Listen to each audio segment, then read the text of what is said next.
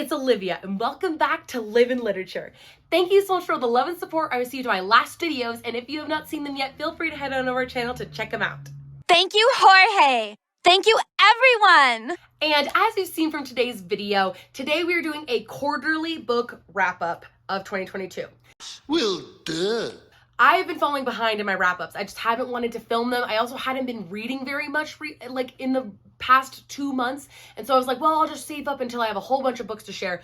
And now I have like too many. I have like 11 books that I want to talk about today that I've read since the start of the new year. And so I have so many new books for you. Some of them good, some of them bad, a lot of them weird. Yeah, weird. We have a lot of books very much outside the Olivia normal comfort zone, which usually regards in the fantasy, the romance, and that's pretty much it. I'm kind of an expert. And we have a lot of books here today that are very outside of my normal comfort zone, but I'm so excited to talk about. Some of them I am like hugely big fans of. Some of them were kind of duds. But regardless, we're going to talk about all of them here today. Also, I just want to like take a second to talk about my new shirt. I'm just going to like pop up here really fast just to show. Yes, it is a full Tom Holland shirt.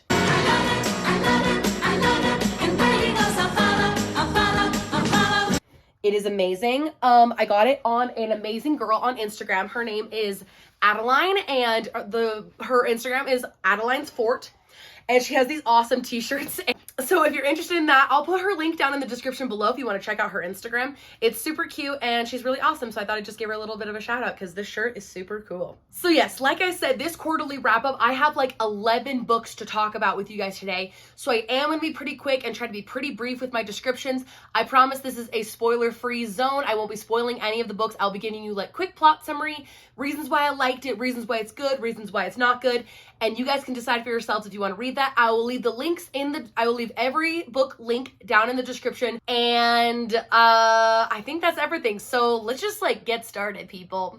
Let's burn this place to the ground. Okay, so here, geez, this stack is so heavy.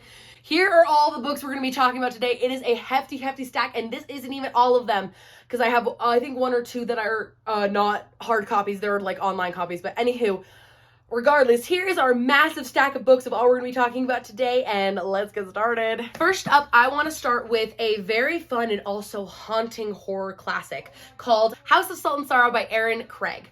Now, I have been dying to read this book for so long. Once I found out that it was a 12 Dancing Princess retelling. If you never watched Barbie and the 12 Dancing Princesses, you just pause this video. I'll give you permission. Pause this video. Go watch it and then come back. What on earth are you doing? But regardless, I was like raised on that movie. Like, I love Barbie movies. They are the pantheon of perfect animation and quality in movies. They're perfect. It's perfect! And this book is a 12 Dancing Princesses retelling, more as like a gothic haunting horror novel, which I was so not expecting. It is very spooky. I will be 1,000,000% honest with you guys. I was scared reading this. Like, I'll be honest, like, I'm a wuss. I wasn't scared. I have allergies. I get scared. Easy. And if I'm being honest, this is a YA, like, gothic horror novel, and I was even, like, shaking in my boots. Like, at one point, I was reading this over winter break, like, at a cabin in the woods with my family and stuff, and everyone was in bed, and I was, like, in the middle of reading this, and then literally at one point, something, like, my door, like, creaked, or, like, the floor creaked or whatever. I jumped. Like, I was like, Wazowski! like, it was so embarrassing because I was, like, by myself. No one was there. This book was freaking me out. So, to give you guys a quick plot summary of House of Salt and Sorrow, this book focuses on a young woman named Annalay and her 12 sisters, obviously. And over the past several years and like months, 3 of her sisters have passed away. And as recently one of her sisters has passed away, and so now there's only 9 of them left. With the recent death of one of her sisters, she starts to question if the deaths are accidental or if they were on purpose. So Annalay starts to try to get involved, try to figure out the mystery behind it. And as this mystery is going on, the sisters, in their sorrow, find this magic doorway / portal that leads them into a new world and leads them into a like magical night of dancing and princes and mystical people. And as Annalay continues to go through these like parties with her sisters, and as they continue to go out, she starts to get a bad feeling that these parties and like these nights of dancing and fun for them could not be all what they're cracked up to be. There is a romance aspect in this book. It's definitely more of like a smaller aspect of the book, but it is very cute. And what I will say about this book is that it's fun, it's fresh, it's gothic, it's scary. Those are some of the pros. To give you a con, I thought that the ending was short-lived. I thought that it needed to be like expounded upon further. I also thought that like it was far too abrupt and it just didn't really resolve the way I wanted it to. The twist, because like Erin Craig is known for doing these like weird, like spooky kind of books, and then she has a twist usually with it. I didn't love the twist. It wasn't my favorite thing that I've ever read, but regardless, I still really enjoyed the book, and that's why this one gets 3 stars. The next book that I want to bring up is another horror novel by our queen, Erin A. Craig. Erin A. Craig wrote this book called Small Favors, and Small Favors is a almost like historical fiction but horror novel that's set in like the 1800s is what I would assume. Well, that's presumptuous. So once again, Erin Craig, she writes these like she comes up with these like brilliant plots of like really interesting stuff, and then I feel like there's not very much like follow through. So to give you guys a quick plot summary, Small Favors is about a young girl named Ellery Downing who lives in a small town of Amity Falls in like the settler times. We're talking prairie times. Her family, they're beekeepers and they sell honey to their surrounding neighbors in Amity Falls. The falls, like living in Amity Falls, there are rules. There are specific rules that you follow, and they're pretty like, it's like their law in Amity Falls is that you follow these laws. And one day some settlers go out to go find some supplies, but then they never return. And then when they find the carnage of what happened like to these settlers, things start to go amiss. Creatures come back deformed. People's like, the whole town starts turning on each other. And it just turns into this whole like big ordeal of like what is haunting this like town essentially. And once again, similarly to the last book, there is a slight bit of a romance. This romance though, I would say is not as strong as the House of Salt and Sorrow romance. Today we're gonna see who's the strongest couple. And similarly to House of Salt and Sorrow, this book is really interesting plot, but then like no follow through at the end. The ending it was too quick. There wasn't enough time to like build up to something bigger. It honestly was like very anticlimactic for me. It honestly ended in a way that I didn't love, and I was just kind of like, oh, like this is it? Like after all of that work, after all of this like spooky, creepy stuff going on, this is what you guys have decided to do. You're lame! Like this is it. Like it was honestly upsetting and I didn't really like it. This one for me, like I didn't even give it 3. I gave this one 2.5 stars. Like 2 stars, really. So I feel like Erin Craig came up with a brilliant idea, but she just didn't execute it very well.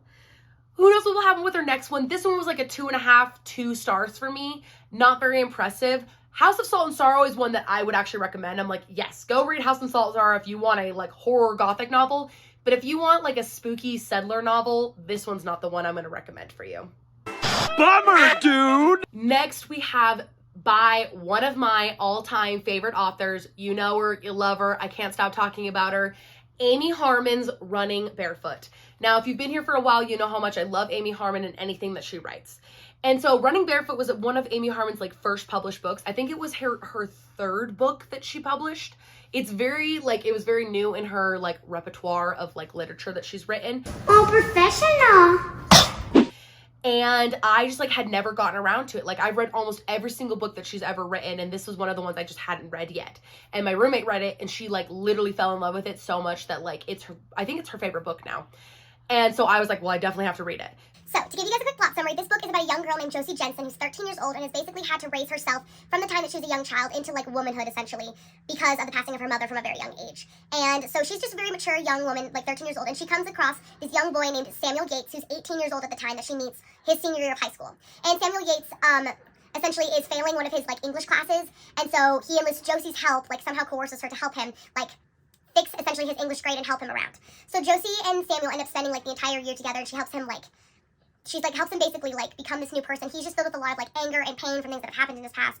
And as they come to know one another, Josie falls in love with him. But then Samuel leaves his senior year. And this whole story is basically just like a huge coming of age story for Josie and a not letting your past haunt you story for Samuel, and like how kind of their lives connect later in life when they're older, and like what has happened to them over the course of like 7 years essentially, and things like that. I absolutely love this book. It's amazing.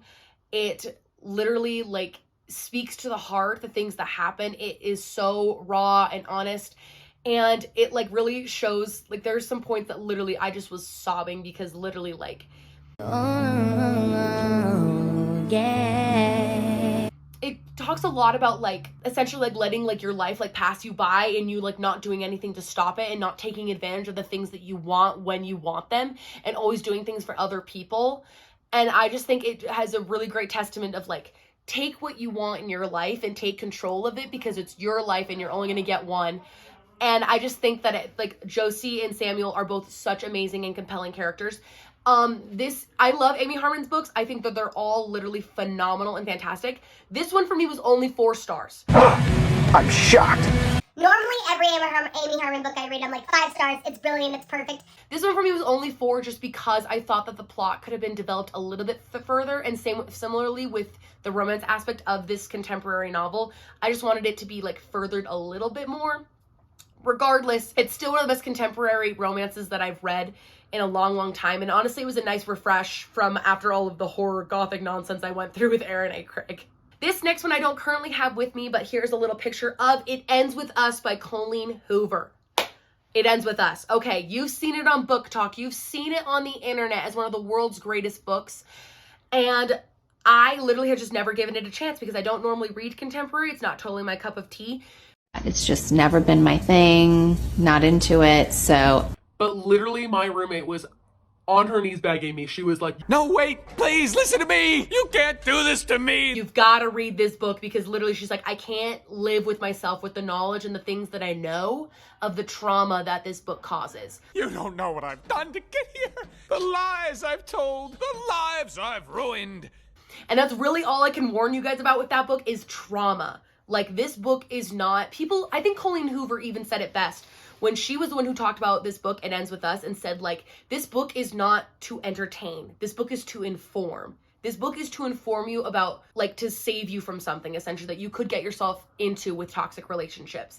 So It Ends With Us is about a young girl named Lily, and basically it just kind of talks about, like, her life as a young adult, like, and she's, like, in her 20s. She meets this guy, Riley, except people call him Ryle. It's R-Y-L-E. I call him Riley because I just think it sounds better, but like, it could just be Ryle, whatever. I call him Riley. People think I'm controversial. So Lily meets Riley one day on the top of an apartment building, and they just talk and chat, and somehow he just like gets involved in her life. And this whole story of like It Ends With Us is a big like back and forth from like her past and spending this time when she was a young like 15-year-old girl with this young boy named Atlas who was homeless, and she ended up kind of like saving essentially in a way. And then to like her relationship now with Riley and like what it's become, and of course like intertwining these like 2 moments in her life of like what she was experiencing then as a young teenager and what she's experiencing now in relationships and in like other aspects of her life. So I literally, like, this book will make you sob. It is so sad.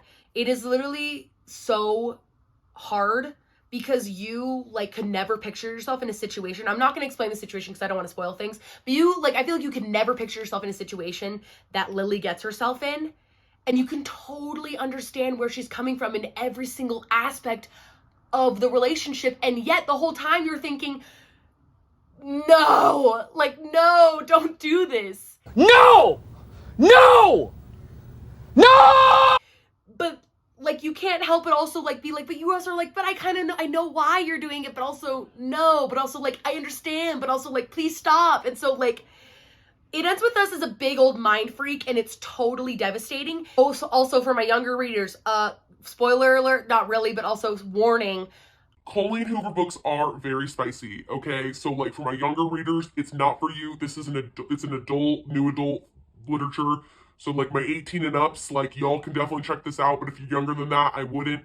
It's definitely not for the faint of heart. There's definitely some spice in there. Don't get me wrong, it's good times. But there's also some, like, serious, like, some serious trigger warnings for people of, like, sexual assault, abuse, like, verbal abuse, emotional abuse, like, just very, like, you know, a lot of trigger warnings for, like, my people out there. So, like, take that book with caution. Take it with a grain of salt. It is so well written, and it is so beautiful, and it tells an incredible story of strength and overcoming things. And it's one you definitely, like, you've got to read at some point in your life, whether that be now or that be later. I'm so glad that I picked it up. It was a 5-star read for me. Colleen Hoover's It Ends With Us. I gotta give it to her. I've been avoiding Colleen Hoover books for a long time because it's super popular, and I'm always like, no, I'm better than the popular books. I am better than you. That's a lie. I'm not better than it, and I can see why it's so popular. It's literally popular for the best reason ever. It's an awesome book. It was very informative. It was inspirational. It was really, really gorgeous, and I really, really liked it. So 5 stars to Colleen Hoover. Awesome job. Next, we're moving on to a very new and interesting book. We have The Witch's Heart by Genevieve Gorniche. You're a doofus. The Witch's Heart. This is a Norse mythology retelling about a young witch named Angerboda and basically her life and her punishment from Odin. So Norse mythology is not something I normally get into, and this kind of a story is not something I would normally read, I feel like, because it's super like... Here's my hot take. I feel like any sort of mythology retelling is a hit or miss. It's either so good and so well crafted, and other times it's like a little bit too realistic, and you're like, I can't really feel for these characters because they're all gods, and I can't like get into their feelings place because they're all so unfeeling and apathetic. Whatever. I am a god, you dull creature. This one I felt like, though, was a story about this young woman who falls in love with Loki, the god of the trickster god. Neil. Beg your pardon. And their life and their children, and the children that she has and the children that she wants to protect and keep away from Odin because he's the one who like punished her in the first place. So The Witch's Heart, it was a very interesting read. It was odd. It was very cool. I learned a lot about Norse mythology that I didn't know, and that was very interesting and helpful. So I liked that. I will say it was slightly like the time-wise, like the time zones, it was hard to kind of like keep track. And it was similarly to a lot of like mythology retellings, I feel like people are super emotionless a lot of the time. Destruction of Asgard and most of its people. I'm sorry. Yes, very sad. Anyway, it got me thinking. And you can't really like get under their skin to like really like see the deepest, darkest parts of themselves. And I love seeing the depths of people.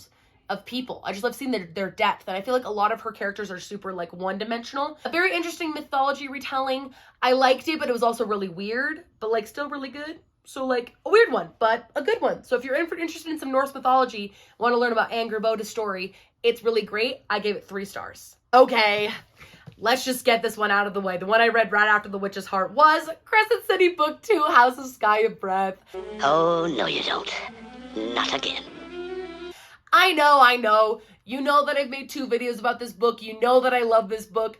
If I haven't gushed about it enough, it's already too late because I've already gushed so much about this book. I'm not even going to talk about it. I'm not even going to say anything else other than if you want to know about the spoiler-free version of this book, go ahead and check out the first part of my first video, which was the book review for Crescent City, House of Sky and Breath. I do have in the first like 7 minutes of the video give a spoiler-free review of this book. All you gotta know is that it's 100% awesome, and this book deserves way more hype than it's getting, and it gets 5 million stars out of 5. It's perfect. Keeping it moving right along. Now, after I finished Crescent City, it was very hard for me to like have any sort of literature to compete with that. But I thought, why not give Tahira Mafi a run for her money with this Woven Kingdom? Now, Tahira Mafi, if you don't know, she is a fabulous author who wrote the Ignite Me, the Defy Me, the Whatever Me trilogy or book series. Hey, settle down. But Tahira Mafi is finally like concluded with that series. I'm pretty sure it's like all done and closed. Thank freaking goodness. And she decided to write a like Persian mythology / like knights in shining armor book called This Woven Kingdom. To give you guys a quick plot summary, This Woven Kingdom is about a young woman / servant named Elise. And Elise has been working as a servant / like slave essentially to this household for a long time with our unknowing knowledge that with her knowing knowledge that she is the long lost heir of the Jinn Kingdom. She is Jinn, she's not human, and is just right now like under the radar, just working as a servant. And she's happy there because, you know, the Jinn are reviled in this kingdom. In this kingdom there lies a young prince named Prince Cameron. He is dark, he is brooding, he doesn't care about anybody, and he'd rather see you dead than see you alive. Ah, yes, I know what you're thinking. Can he be serious? I'm dead serious. I don't know if he's ever been happy a day in his life until he meets Elise accidentally. And once he meets her, he cannot stop thinking about her. And he doesn't even know who she is, or that she is even she's gonna cause his kingdom some issues or whatever, like knowing that she's, you know, part of the long lost Jinn Kingdom. Long story short, this book was really fun to read. I really enjoyed it. I had no idea Tahira Mafi was so poetic. She is so poetic. Her writing is like life is like a lime. Literally just drips with drama and like For any reason why you should read this book is just the world building. Like, I could perfectly picture every moment that, like, was happening throughout this book. Like, it was beautiful to read. Like, every moment is just like so descriptive and dripping with drama and description. You are so busy blowing out bad vibes in every direction that we are all choking on your secondhand smoke. I will say it was a little bit weak on the romance aspect. People said it's supposed to be an enemies to lovers. It's an insta-love. I'm sorry, it's insta-love. It felt insta-love for me. Regardless, I still really liked it. The ending was definitely cataclysmic and very, very exciting. I was not expecting that at all. I don't know what's gonna happen in the next book. It was slightly abrupt for me. I wasn't expecting it to end that fast, but really, it did keep me on my toes. But regardless, I still really, really enjoyed the book. I still recommend that you go out and read it. It's an awesome YA fantasy book. I really enjoyed it, and it gets 4 stars. Moving it right along, we have another one of my all-time favorite authors who does not get nearly enough credit in the book world. We have V.E. Schwab's Gallant. I love V.E. Schwab. V.E. Schwab writes the best books. She's really good. And she just wrote this adorable little YA book called Gallant. And I shouldn't be calling it adorable. I think it's adorable because of its like size and shape. It's like more square than it is rectangular, which is very interesting. But it's definitely not adorable on the inside. It's scary. Like so many things, it is not what is outside, but what is inside that counts. To give you guys a quick plot summary, this book is about a young girl, 14-year-old Olivia Pryor, living at a, like, women's, essentially, an all-women's, like, orphanage, essentially, and just dreaming of another life outside of this one and wondering who she is and, like, where she belongs her entire life, until one day a letter arrives for her to come home to Gallant, a gorgeous, wonderful place that she's been invited to by her uncle. But all she has about her life that she knows about is a small little battered journal. It's her mother's journal. At the end of the journal, all it says is, never go to Gallant. But Olivia's never one to follow instruction, and she goes to Gallant to see her uncle and her last, like, relatives that are living there. But as she arrives there, she sees that there's a lot more going on than she knows, and there is a lot more darkness and spookiness and death that is happening at this manor that nobody knows about. Sounds creepy. Let's go! It's a very spooky book.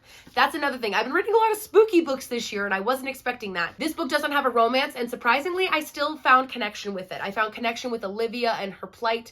I found connection within, like, the monsters of this story. There is a lot of darkness. This book is very spooky and very, very creepy, and it ends very melancholy. Then why do I feel so melancholy? Melancholy? There's only one, the best way that I know how to describe this book is that it is like Coraline, but if it was British and more spooky and sad. You're not my mother. My mother doesn't have buttons? Very spooky, but very, very good. I really enjoyed this one by V.E. Schwab. I think that she writes some amazing books. It's not my favorite thing that she's ever written because, hello, she's written some amazing books, but I still really, really enjoyed the book. And I think that if you're looking for something short and sweet and spooky, and this is a book to pick up, it will leave you very melancholy at the end, but in like a good way. This is Gallant. It got 4 stars in my book. I think it's definitely worth a read, so go ahead and check it out. Next, we have an urban fantasy on the rise. Wow, I'm really just sticking with all the books that I don't normally read, and it's crazy. This book finally came out in the US. It is Vanessa Len's Only a Monster. This book is about a young woman named Joan who is 16 years old, living in London with her very eccentric extended family for the summer. She's working at this little place called Holland House, which is just like this is like a home that's from like olden days or whatever, like the 1700s. And she has a cute coworker there named Nick, and he asks her out on a date. And while she's about to get ready for her date, a small moment where she's trying to help somebody, a good Samaritan moment, if you will, turns awry, and finds out that she has essentially gone forward in time. Now, Only a Monster is basically dealing with the fact that Joan is a monster. And what they're calling monsters in this book are people who can essentially time travel. What they do is they steal time from people. When Joan finds this out, she's upset, and she has to work with a rival clan of like time people, essentially, or a rival boy from a separate family of time people that she doesn't like, to basically figure out what is going on because of this crazy thing that happens. So from the description of the book, I was really excited. I was like, cool, like time traveling monsters, like weird British families that have like that take sides and like don't want to share. Cool. Sounds like a fun time to me. Whoa, that was fun. Listen, the concept is brilliant. The execution, not so much. If I'm being honest, I was bored by this book. I was like, yawn. Hold on a second. First of all, let's yawn. First of all, the book is okay.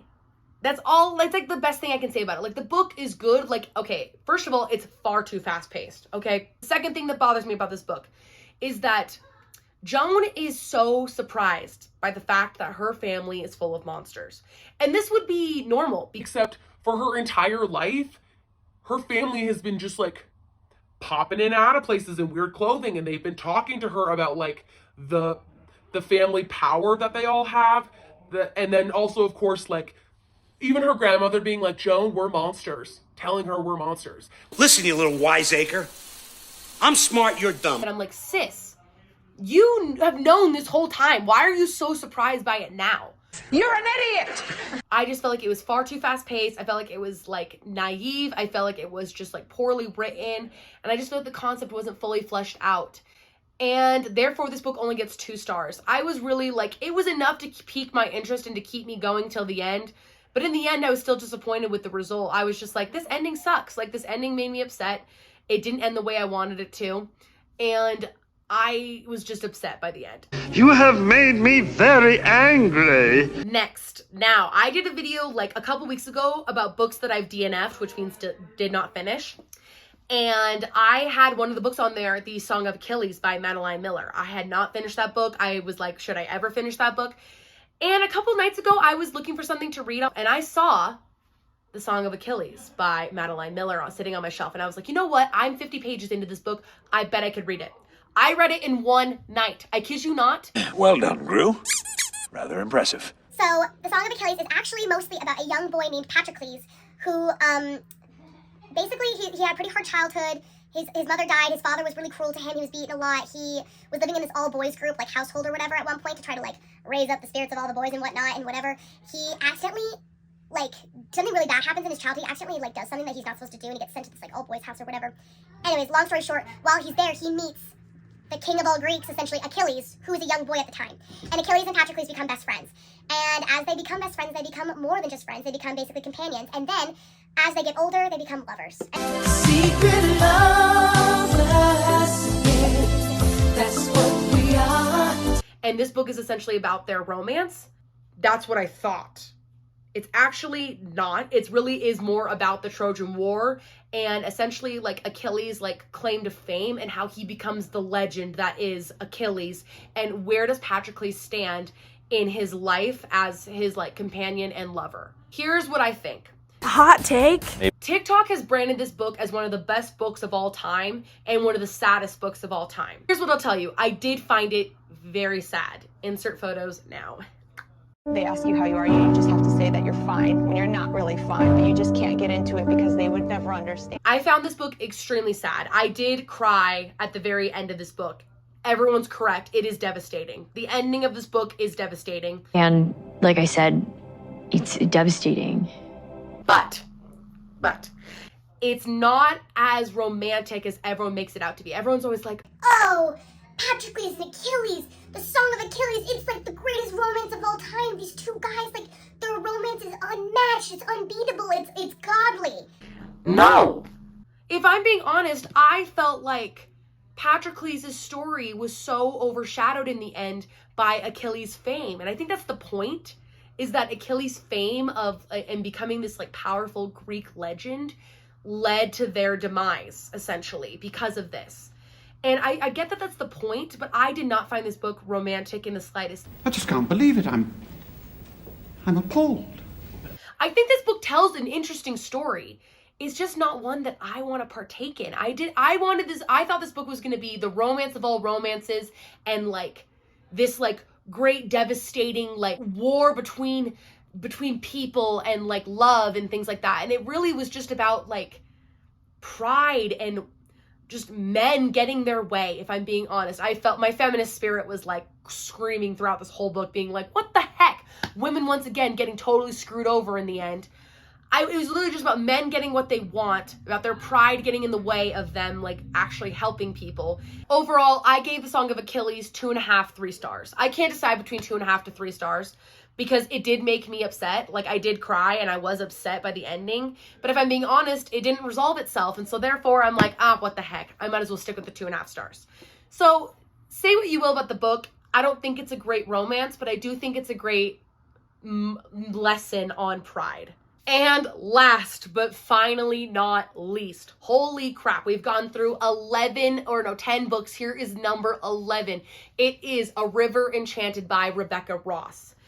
A River Enchanted by Rebecca Ross. This is a brand new adult / kind of adult fantasy book. To give you guys a quick plot summary of A River Enchanted, this book is about a young man named Jack Tamerlane who's been studying on the mainland for the past 10 years as a bard with harp and singing.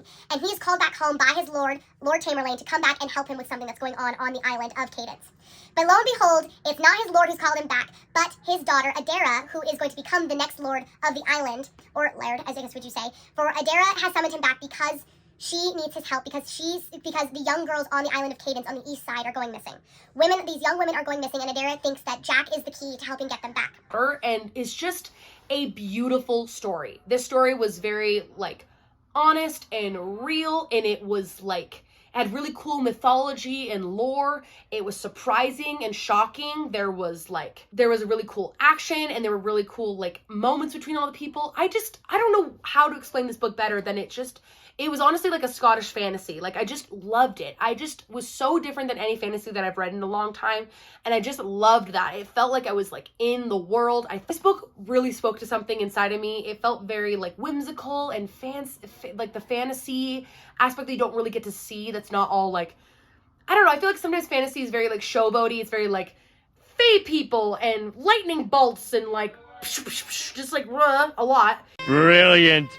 I have absolutely no idea what's going on. And this one was like a quiet fantasy. It was subdued. It was whimsy and trickery and like, but then also some moments of like, and like, oh my gosh, and the enemies to lovers. It just was like, Wow, that's a lot of words. it was just really, really gorgeous, and I really, really enjoyed it. 5 stars for A River Enchanted. It was truly one of my favorite things that I've read so far this quarter, and I seriously, seriously, seriously loved it so much. So that is all the books that I have to share with you guys today. So thank you so much for joining me here today. I hope that you enjoyed this video, and if you did, do not forget to like, comment, and subscribe to the Live in Literature YouTube channel and join me here.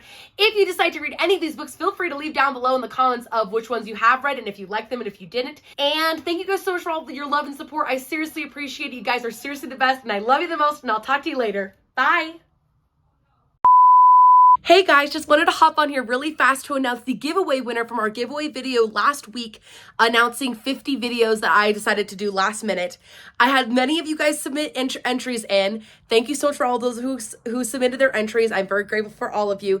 And our winner is, drumroll please, Abby Sykes. Congratulations, Abby. Thank you so much for all the love and support you give me. You are amazing, and I absolutely love you. I'll be sending you your copy of your book very, very shortly, and I'm very excited for you. Once again, Abby, you are amazing. I absolutely adore you. Thank you for supporting my channel, and I love you the most.